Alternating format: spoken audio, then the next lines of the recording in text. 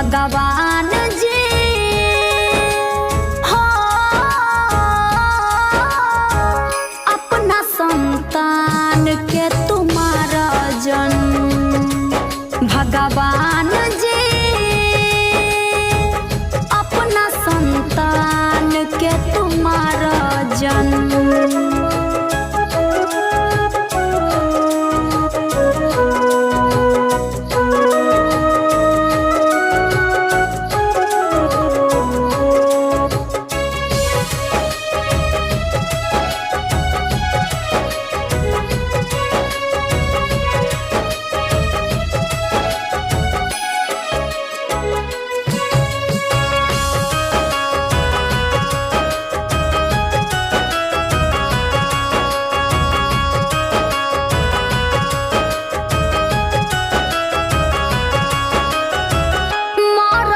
जहान आज महामारी से बेटा के लाश निकले बाप के दुआरी से।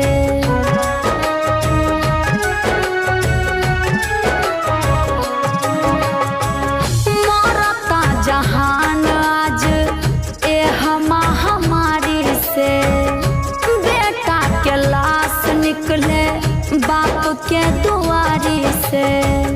अब ये काला युग में ले लाया अवतार हो, अपने ही हाथ से कुछ करा चमत्कार हो।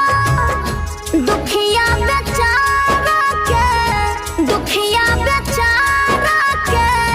दुनिया उजाड़ो जन। भगवान जी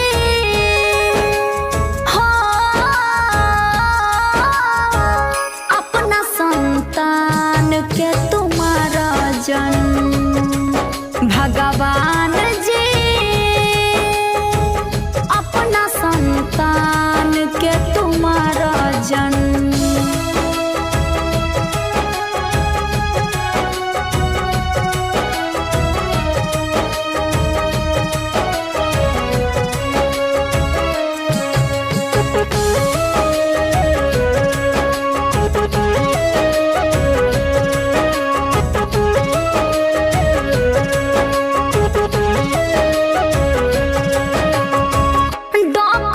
हकीम सभे जोड़ दिहले हाथ हो, मुआ लो पयापन केहू देवे नहीं साथ हो।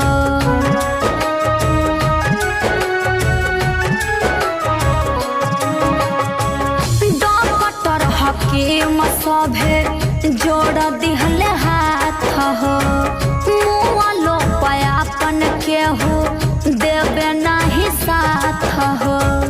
एक रस बाउर दिन अब कौन आई, बबुआ के कफन और हवा तारे माई। पंकज प्रियंका के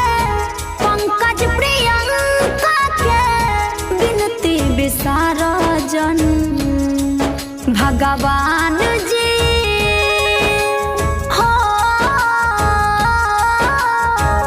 अपना संतान के तुम्हारा जन्म। भगवान जी अपना संतान के तुम्हारा जन्म। अपने बना के दुनिया अपने उजाड़ा जन्म। भगवान